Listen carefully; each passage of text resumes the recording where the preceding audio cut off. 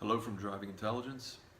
Something that most of us are going to have to deal with in our life is a flat tire.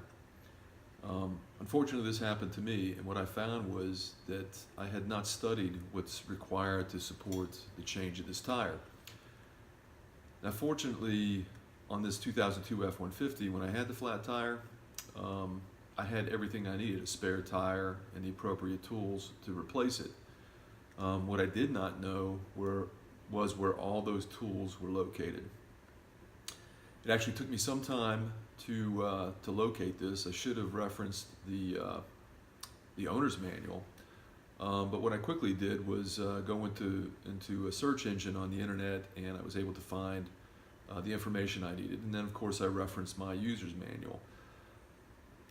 I'm going to take you through the process of this change, but that is not what's important. What's important is that when you see this, what you should do is make sure that you have all the equipment, you have a properly inflated, good spare, and you have the appropriate jack and other tools associated with the spare tire change.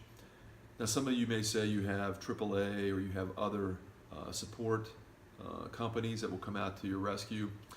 The problem is, for me, I did not know where one of the tools was, or I'd forgotten where I'd located this particular tool. And even if AAA came out to help me, it would have taken some time to figure this out so that they could change the tire for me.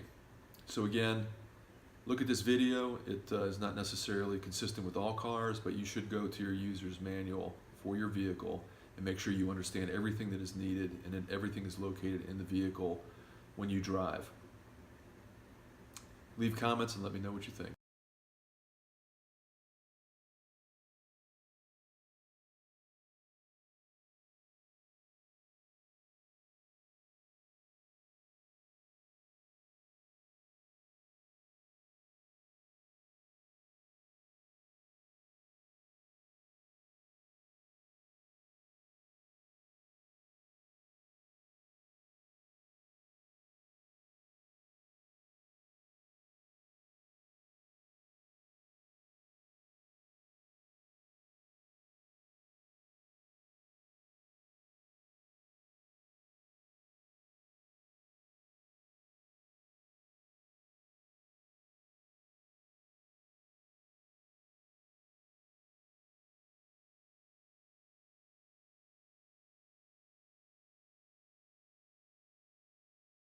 Using the proper equipment provided by the vehicle manufacturer, I can put the spare back up underneath the vehicle using the winch system that was provided.